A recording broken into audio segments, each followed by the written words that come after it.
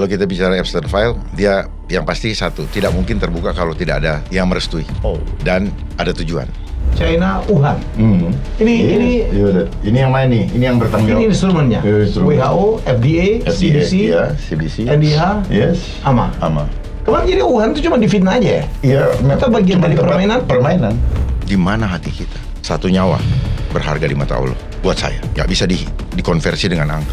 Guys, sekarang ini produk Cina ada di mana-mana menyerbu, bukan saja Indonesia tapi ke seluruh dunia. Untuk Anda yang ingin ya kemudian mungkin mengimpor atau bahkan mengekspor ya, tidak saja ke China tapi ke negara-negara lain, harus belajar dong ilmunya. Jadi ikutin kursus yang bernama Berani Ekspor dan Impor, termasuk produk-produk dari Cina, dan kita juga bisa mengekspor ke China. Mereka banyak sekali juga butuh produk dari kita ya. Untuk yang mau ikut silakan scan QR code ini atau klik link yang ada di video ini.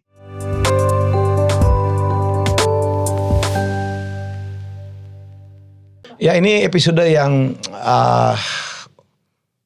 saya nggak bisa ngomong apa-apa ya. Untuk mungkin 4-5 kalinya ya saya ngomongnya adinda saya ini, karena lebih senior dari saya walaupun lebih junior dari saya walaupun beliau berbintang gitu ya. Ya udah langsung ya.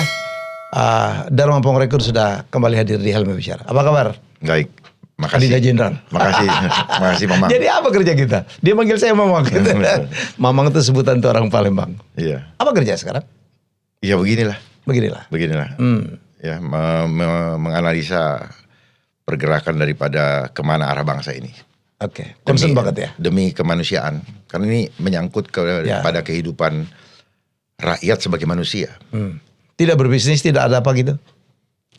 Selesai semua? Saya ikut kawan di suatu law firm ya. Law firm, supaya jangan orang bilang pengangguran. Mendadak saya mencari Dharma Pongrekun karena sekarang situasi apalagi kadang-kadang dulu orang yang ngatain beliau, bener juga itu kata tokoh satu itu yang dulu dianggap kontroversi. Seperti terbukanya kotak Pandora ya.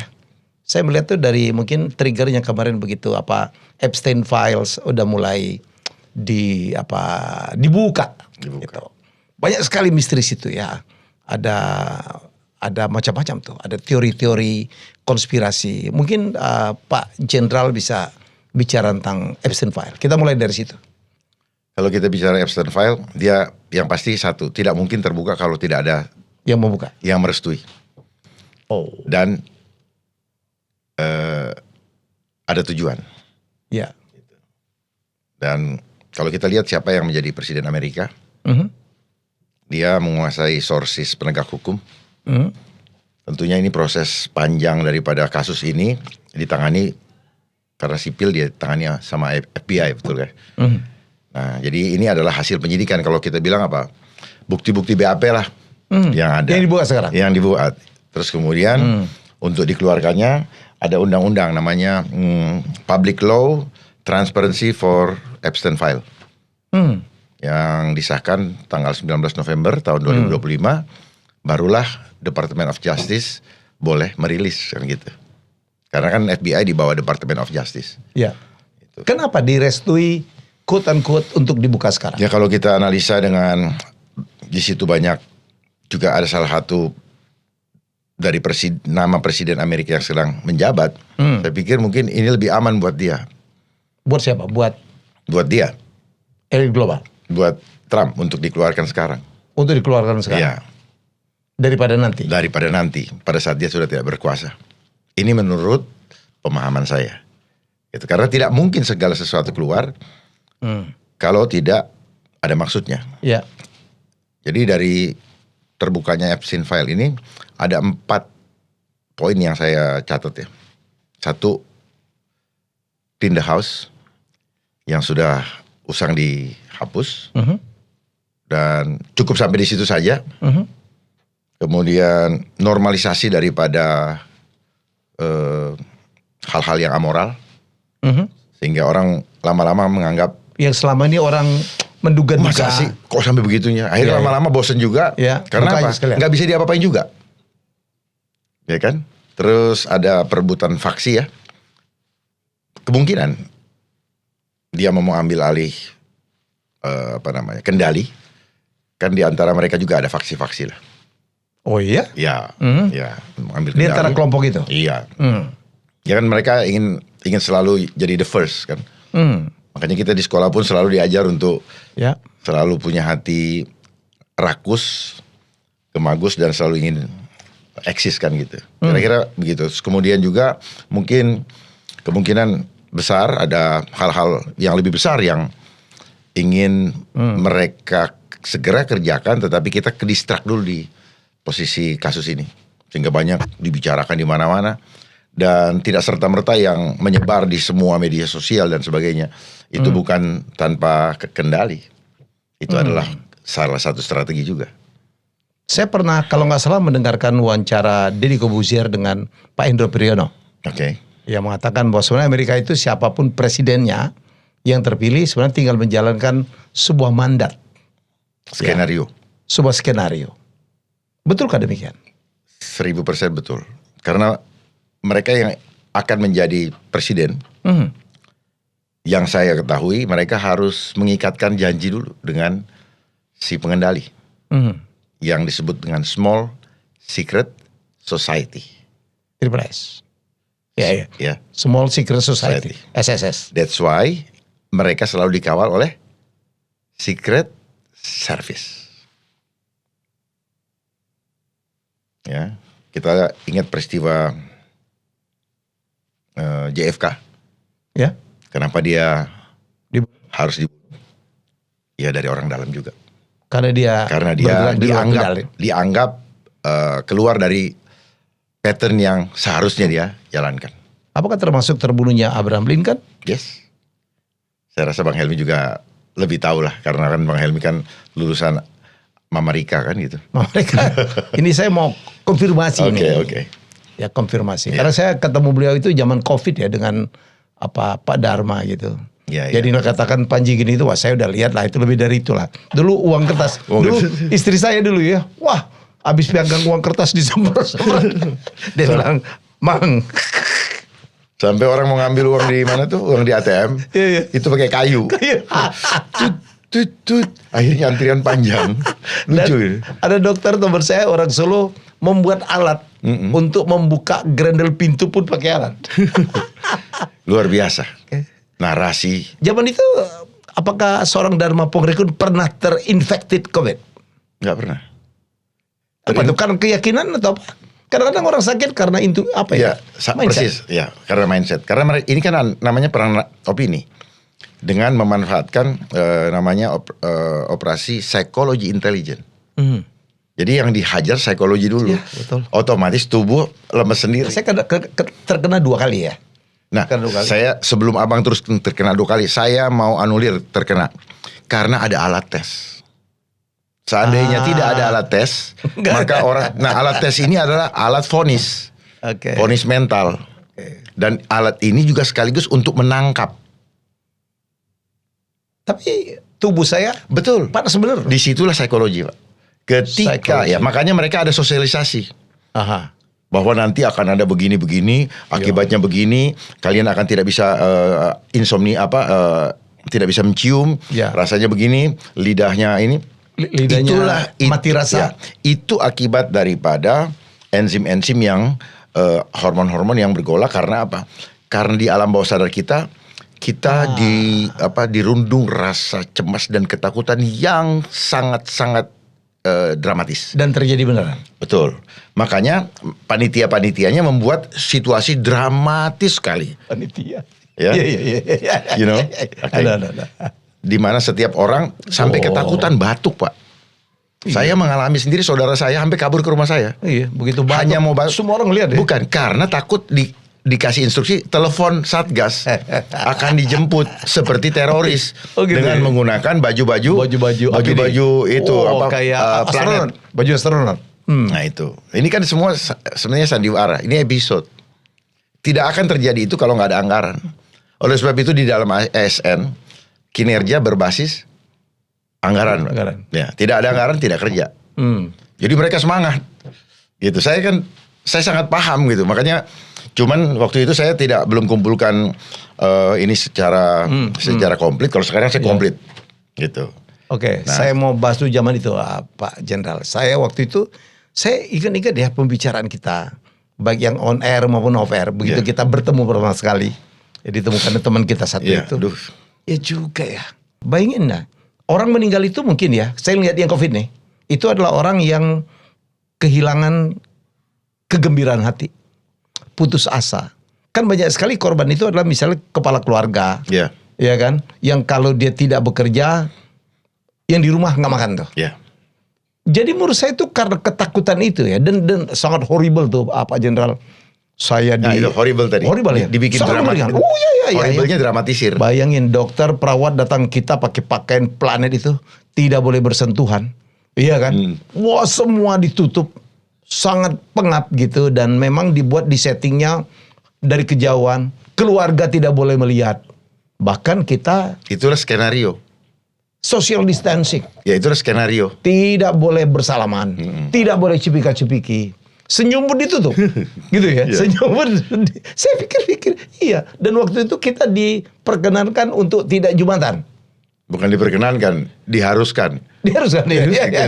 Di rumah aja. Kalaupun di masjid diberi jarak. Para kita tuh kalau sholat kan harus rapatkan saf. Jadi kalau saya pikir. Jangan-jangan itu jenderal satu itu yang dulu dianggap orang gimana gitu, benar gitu.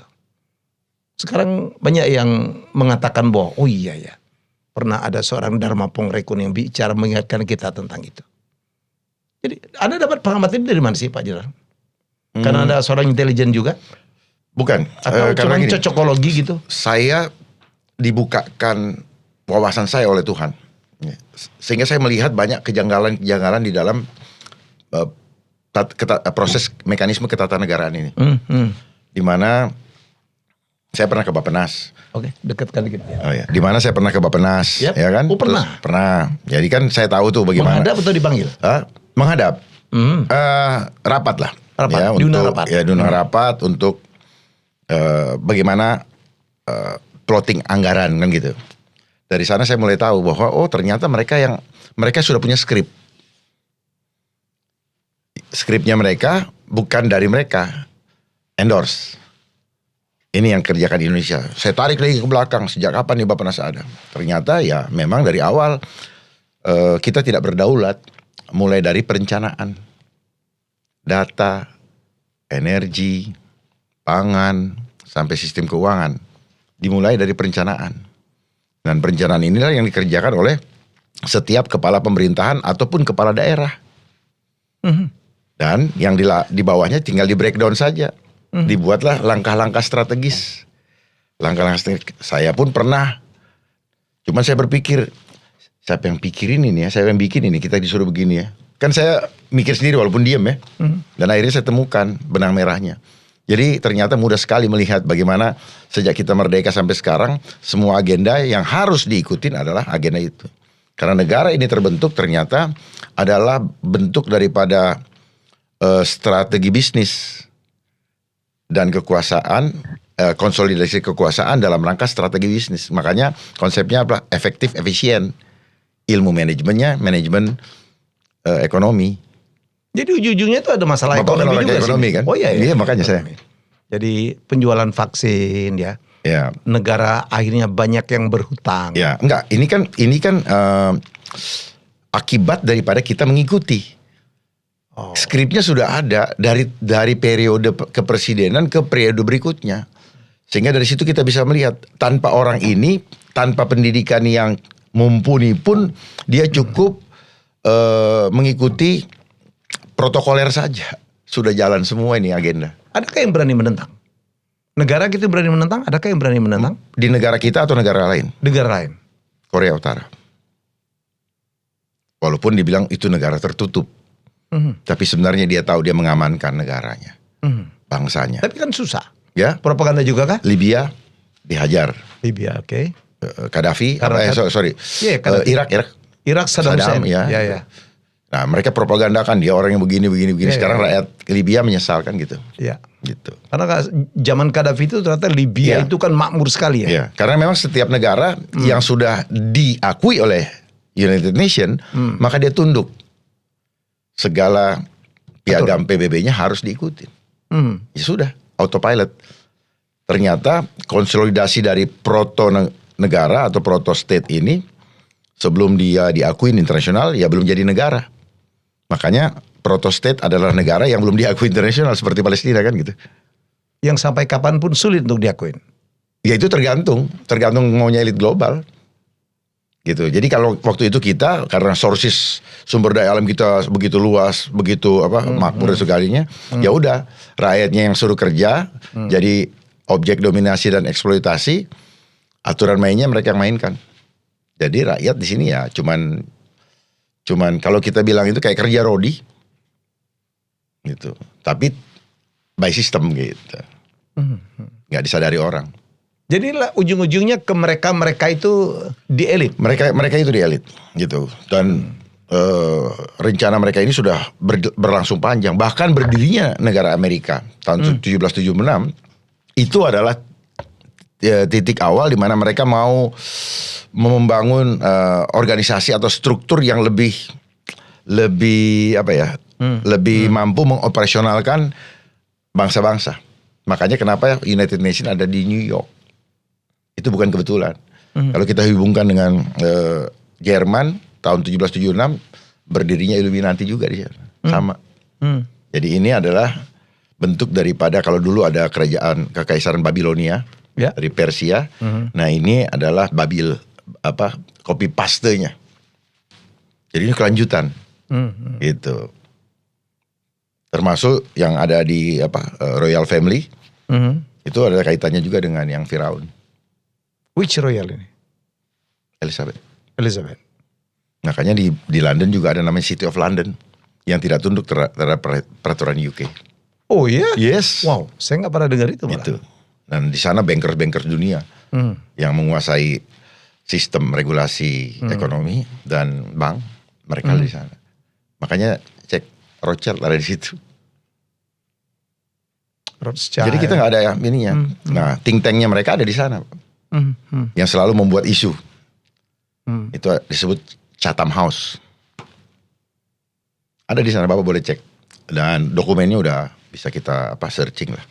Dia makin kuat ya? Makin kuat. Karena apa?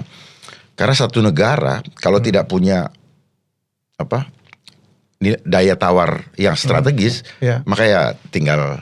Terus kalau begitu ya, kenapa kalau kita tahu bahwa UN itu menjadi instrumennya mereka, sementara Presiden Amerika terlalu bagi dengan mereka, kenapa sekarang Trump memutuskan untuk keluar dari itu tadi saya bilang demikian banyak lembaga-lembaga UN? Ya, kan tidak konsisten jadinya. Ya tidak konsisten, berarti kan ketika Mas Helmi ada di situ terus Mas Helmi punya pemikiran lain, bukan berarti tidak bisa dirubah. Karena mungkin juga dia sudah dia sudah punya kekuatan ekonomi yang kuat. Kebetulan dia sekarang naik kembali. Nah, dia mau mengambil alih kendali. Mungkin regulasinya kayak dia buat gesarannya negara gesara dan sebagainya. Bukan karena Trump itu melakukan pembangkangan ya? Terhadap perintah, terhadap mandat. Itu saya tidak bisa pastikan. Yang pasti dia mau ambil kendali dari yang selama ini menjalankan itu. Soal dia anggap membangkang, syukur-syukur itu bagus buat kita. Tapi kalau tidak ya. Atau membangkang itu juga atas perintah. Bisa saja di antara mereka itu ada good boy, bad boy kan gitu. Oh, gitu. Jadi ininya Epstein bisa saja untuk menutupi bagaimana dia mau mengambil Greenland dan sebagainya. Itu sehingga pengalian isu. Ya, pengalian isu. Ya, pengalian isu salah satunya. Yang lain lagi kan menormalisasi yang. Tapi ini kan kalau kita lihat kan harusnya bisa saya nggak tahu ya, menguat sekali ya penolakan atau isu impeachment dari Donald Trump kan menguat sekali atas nama moral atau apa, atau ada apa ini sebenarnya? Kita lihat aja dia. Time will tell. Contoh dulu waktu Bill Clinton. Yes. Kita pikir pasti impeachment, ternyata tidak, selesai aja. Jadi kita sering kali melihat segala macam itu narasi seperti gimmick-gimmick aja, ya. Dan di negara kita juga begitu kan. Tadinya mau ini masalah WUS apa segala macam, akhirnya. Jadi sandiwara aja. Saya kembali kepada kasus COVID ya. Oke. Dulu yang dianggap wah Dharma Pongrikun melakukan cocokologi gitu ya kan. Cocokologi ya ternyata sekarang ya kita setelah di Epstein file dan kemudian Bill Gates mengakui ya. Betul kan ya? Ya. Mengakui bahwa itu sebenarnya settingan atau Ya, tapi dia skenario. agak menyesal gitu. Iya. Ya, saya terbiasa begini soalnya. Saya suka buat jalur fase gelap evolusi global. Oke. Dari sini kita bisa lihat mereka berangkat dari tahun 1970. Ini semua. Nah, Covid di sini. Nah, untuk merealisasikan di fase digital ini, tujuan agendanya ini, maka perlu dimainkan Covid tadi, Pak. Gitu. Oke. Dan seterusnya sampai 2030 ya ada di sini ya. Oke. Nah, kita kembali ke Covid. Ini ada yang buat itu? Hah? Yang itu, mapping itu? Saya mapping sendiri. Oke. Karena saya betul-betul ingin apa ya? Kalau ada yang men-challenge, ayo kita buka. Dan ada dokumennya. Ini kan tinggal dokumennya saya juga punya. Nah, Nah, Dharma kalau ditantang gitu untuk berdebat, ayo. Sebaiknya jangan berdebat ya, diskusi. nggak berdebat, diskusi. Diskusi karena apa? Sebagai anak bangsa, kita saling melengkapi, Ya. bukan saling mengeliminir. Ya, setuju. Ya setuju ya. Karena pada dasarnya sistem ini membentuk jiwa tarung, nggak boleh, salah. Inilah homo homini lupus, Pak, nggak boleh. Ya. Zero sum game tidak ada. Ya, jadi akhirnya orang tidak pernah bisa bersatu. Nih lihat ya. Nah, bermainlah dengan 5G. Ini Gates bisa dilihat nih, dia punya urutan-urutan. Ya. Anda dapat ini mana? Ini dokumen dari mana? Sebelum orang punya, saya sudah punya. Jadi ya sekarang sudah tersebar kemana-mana, ya udah banyak gitu di website. Tapi ini bukan buatan Dharma. Oh bukan, siapa yang bisa buat begini? Lihat Rockefeller Foundation, ya dia merencanakan tahun 2010 depopulasi. Ya. Covid kan depopulasi juga ya. Iya memang. Covid ini kan mengurangin orang. ya artinya bukan cuma Covid, depopulasi ini adalah lebih kepada control movement of people, control number of people, control apa yang kita mau makan, kontrol cuaca, kontrol. Kenapa? Depopulasi kan mengurangin orang. Kenapa masalah populasi terlalu banyak? Iya pada akhirnya secara gradual akan berkurang secara secara perlahan-lahan akan berkurang, Pak. Coba sekarang. Tujuan mereka. Iya, makanya muncul lah yang itu. Ya kenapa mereka berkepentingan populasi berkurang? Karena ya kenapa? Karena mereka playing God sekali lagi. Mereka tidak penting dengan nyawa manusia kan. Yang penting mereka kayak orang psikopat ya. Demen gitu loh dengan kesulitan orang. Bukan motifnya ekonomi. Bukan, ekonomi itu. Kalau psikopat kan psikologik ya. Ekonomi itu hanya untuk support. Apa ya? Hanya trik ya, hanya strategi untuk menundukkan manusia. Ekonomi itu. Ya, ekonomi itu cara untuk ngejiret atau membelenggu orang, Pak, supaya tergantung. Makanya kan kita selama ini bilang normalisasi, beradaptasi, tapi ujungnya tergantung. Begitukah? Yang kita rasakan selama ini, ya. Apa lagi, Pak? Ya ini lihat, ya. Kemana? Ini lihat nih, waktu pas Covid kemarin apa yang terjadi? Screen apa? Smoke screen. Apa tadi? Ya kalau misalnya orang di ronsen, begitu lihat di screen bisa dibikin smoke kan? Punya ini segitu. Khawatir? Ya, bukan khawatir. Dia menimbulkan kekhawatiran. Persoalan khawatir atau enggak itu urusan itu yang ditujunya, tapi kan ini kan manipulatif. Paham ya? Nah, ini kan memotong DNA. DNA kita kan double helix. COVID, HIV. Ya. Apanya? Vaksinnya. Itu membangun struktur baru. China, Wuhan. Ini yang main nih, ini yang bertanggung jawab. Ini instrumennya. WHO, FDA, CDC, CDC, NIH, yes, AMA. Kemarin jadi Wuhan itu cuma difitnah aja ya? Iya, atau bagian dari permainan. Gitu. Kan semua orang tahu COVID itu adalah berasal dari Wuhan. Itu COVID itu kan nama proyek, Pak. Ini loh. Deep State Mapping Project. Makanya kan saya bilang, C-nya apa? Sertifikat. Ya, konsisten dari O-nya off. Tapi orang bilang corona disease lah. Ya. Ini V-nya vaksin. Ya. ID-nya apa? Identification. Oke. Ya, 19-nya apa? AI 1 sama ini mereka bikin. Itu yang ada dibilang ngarang-ngarang cocokologi itu. Ya itu. Dharma Pongrekun. Kenapa ada istilah cocokologi? Karena kemampuan orang untuk memecahkan sandi, memecahkan ya. Ya. Itu tidak diajarkan di sekolah. Tetapi sebenarnya kalau kita belajar, kita dulu pernah main scramble. Scramble. Iya. Terus apa lagi? Puzzle dan sebagainya. Sebenarnya itu kita sebenarnya dilatih untuk mengenal rahasia-rahasia simbol mereka. Contoh yang operation, opera, action. Operation. Ya. What is opera? Drama. Play. Action. Intelligent. Information. Telling. Lie. Ya. Gain, ongoing event. Makanya selalu Mas Helmi pun selalu punya event organizer untuk bisa menjalankan telling lie tadi. Paham ya? Dulu anggap wah Dharma Pongrekun cocok kalau gitu. Ya, itu memang narasi mereka yang mereka ciptakan untuk mendistrak. Adinda Jana dari mana sih? Keluar dari substansi. Dapat dari mana sih? Yang ini, yang gitu-gitu dapat dari mana? Sudah bisa didapat di internet sekarang. Nggak, dulu itu yang ada dianggap wah Dharma Pongrekun. Karena begini, setelah kita mengetahui bahwa negara ini tidak berdaulat, agendanya diatur dari asing, maka kita harus mengikuti terminologinya aja tidak boleh berubah. Makanya saya suka bilang, kenapa nggak diganti Taufik? Kenapa harus ini? Terus kenapa chain of command itu pelajaran mereka? Pakai masker, jaga jarak, cuci tangan, vaksin. Something wrong. Ya, berarti ada komando. Masa nggak bisa melihat pola? Saya belajar melihat pola, Mas. Dan saya inventarisir pola-pola itu. Lalu saya jahit benang merahnya. Makanya dia bilang, ada benang merahnya. Kita lupa ketika dikasih tahu ada benang merahnya. Rupanya harus kita jahit baru kita bisa melihat. Nah, saya ini pribadi karena saya dulu kan Dharma Pongrekun ada jenderal aktif ya. Dan tapi kadang-kadang membuat komen yang agak berbeda gitu dari yang sesuatu yang agak berbeda dari norma gitu. Anda sebagai seorang komandan. Terus bisa menjelaskan? Saya lahir ke dunia dianggap rebel gitu. Ya, itu kan bagi mereka yang nggak cinta bangsa. Gitu ya. Gampang aja kan. Saya sekarang udah mudah mengininya. Orang yang nggak cinta bangsa pasti mengkritik, menentang. Kalau saya nggak ada, coba cek hati saya lah. Kita nggak usah. Inilah karena apa? Karena mensrea.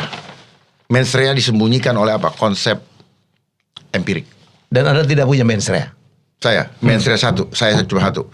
Saya mau selamatkan. Saya sayang rakyat dan saya tidak mau binasa. Sia-sia hanya karena ketololan. Dulu Anda dianggap berlebihan bicara begitu. Karena mereka tidak paham. Anda waktu nyalon jadi gubernur. Karena mereka tidak paham bahwa saya hadir untuk membuat mereka jangan sampai ditolol-tololin oleh sistem. Bang Helmi tahu sistem. Semua bermain dengan sistem. Sistem shut down your soul to engineering mindset. Makanya mindset orang nggak nyampe. I'm talking, saya bicara akar, Mas Helmi bicara daun. Sekarang saya mau tarik kembali untuk kita ke kilometer nol. Kilometer nol. Bukan great reset bukannya. Kilometer nol. Kembali ke fitrah. Oke. Wow. Orang empirik itu langsung ditaruh seperti labirin. Tahu labirin? Ya. Ditaruh tidak pernah tahu titik awalnya. Dan dia tidak pernah tahu titik akhirnya di mana. Dia cuma berputar-putar di setengah itu. Ibarat Jakarta ke Bandung. Dilepas langsung di MBS. Dia nggak tahu berangkat dari mana, sampai di sana, dia di sana suruh stop, tidak terus ke sana. Bolak-balik aja. Makanya jadi muter-muter. Bayangkan seluruh dunia, orang-orang yang melewati sistem pendidikan. General education, general generate education, engineering doctrine used to control your action. Jadi kalau orang bilang kita butuh pendidikan, saya setuju. Ya, setuju. Tapi pertanyaannya jangan yang mengikuti konsep UNESCO. Agen juga itu. Yes, kan itu kan di bawah UN. Ini kan under bawahnya. UNICEF, UNESCO, WHO, ILO, WTO, IMF, World Bank, FAO, banyak lagi. Itu teknologi, apalagi. Saya mau mengajak Mas Helmi untuk betul-betul kita mencerdaskan bangsa. Ya. Bukan saya datang ke sini bukan untuk sensasi ya Mas, tapi betul-betul kita diskusi supaya lah ya. Ketika kita kembali kita merenungkan, saya mengajak negara untuk berpikir dan rakyat untuk berpikir lebih kritis. Adinda Dharma Pongrekun, sudah adakah perubahan gitu ya setelah sekarang COVID is over? Bill Gates kemarin melakukan pengakuan. Sudah adakah perubahan sikap orang terhadap seorang Dharma Pongrekun? Kalau di milenial, alhamdulillah di Gen Z sekarang, wow, nama Anda naik lagi tuh. Saya bersyukur, ya. Tapi kita jangan terlena, karena kita jangan berhenti di satu titik ini, karena mereka sedang bermain meneruskan timeline yang sudah ada. Jadi mari kita tetap waspada, karena pola yang sama akan dipakai di depan. Is that over yet? No, until 2030. Kenapa 2030? Ya memang itu agenda Great Reset di situ. Oh. Agenda Great Reset mereka canangkan 2030 udah masuk one world government, new world order, one world currency, one world religion. Sudah ada datanya. Saya bingung ya, istilah Great Reset itu yang paling populer disampaikan pada World Economic Forum di Davos. Yes, itu 2020. That's part. Padahal kalau kita baca definisi, saya baru saja apa sih World Reset itu? Adalah meriset dunia ya untuk lebih normal. Menurut propaganda mereka. Iya. Mereka selalu bermain contrary effect. Ya nggak maksud saya, kok ini seolah-olah udah diramal ini? Bukan diramal, baru diucapkan direncanakan. Bukan diramal, Pak. Direncanakan. Bang Helmi belajar planning, organizing, executing dan controlling. Yes. Sadar nggak, Bang? Yeah. Kalau mereka planning kita, mereka organize kita, mereka suruh kita melaksanakan, dan mereka kontrol kita. Jadi ya sudah. Sama kayak Bill Gates kelepasan ngomong bahwa akan ada pandemi 5 tahun lagi. Itu kan kelepasan itu. Jadi kalau kita nggak usah percaya lagi dengan mereka. Kita harus percaya dengan diri kita sendiri. Di dalam dunia intelijen, don't trust anyone. Carilah kebenaran, dapatkan sendiri. Jangan menurut. Tapi ilmunya Mas Helmi dan saya selama ini pakai footnote. Menurut profesor ini, menurut. Iya. Akhirnya apa? Iya. Kita punya mindset selalu menurut. Kita tidak pernah bisa menjadi inventor. Karena kita selalu digiring menjadi follower. And you are not. I'm not anymore. Before yes. Makanya saya paham. Tapi saya merasa ada sesuatu yang aneh. Kita kok nggak boleh ya? Kita aja ada industri nggak di Indonesia? Motor aja nggak ada, handphone aja tidak ada. Rupanya apa? Memang ada perjanjian di belakang layar yang tidak boleh dilanggar. Perjanjian itu perencanaan. Perjanjian itu artinya kesepakatan. Perjanjian itu kan bagian daripada item-item ya, yang lu boleh begini, yang nggak boleh begini kan begitu. Makanya sistem perbankan di Singapura dengan Indonesia pun beda. Sana boleh menampung uang-uang itu kan. Kalau di sini dipersulit. Kalau masuk dibilang apa? Dorman dan sebagainya. Gitu. Dan mulailah muncul banyak dorman. Akhirnya dorman itu ya kita lihat aja nasibnya kemana. Di mana hati kita? Satu nyawa berharga di mata Allah. Buat saya. Gak bisa dikonversi dengan angka. Tetapi sistem ini mengkonversi setiap jiwa disebut orang. Supaya bisa diasosiasikan seperti jumlah barang. Harusnya 2 manusia meninggal. Ini 2 orang. Pasti ada maksud. Karena kalau manusia, batin kita akan tersentil. Manusia yang hidup adalah punya pikiran, perasaan, dan kehendak. Tetapi orang tidak punya pikiran, perasaan, dan kehendak. Karena dia barang. Dianggap barang. Mainkan semua ini. Kan disebar di sana supaya bisa bereaksi semua. Jadi misalnya mau di sini mau bikin hujan, ini udah ditumpukin di sini, tinggal ditojos, makanya banjir. All by system. Yes. Termasuk mereka menurunkan apa dari langit. Mereka kontrol. Iya. Dan apa yang sekarang dirasakan oleh masyarakat dengan BPN mengeluarkan bahwa tanah yang tidak digarap walaupun milik Mas Helmi itu diambil. Itu kan juga sebenarnya melanjutkan daripada program COVID sebelumnya. Ini juga part of it.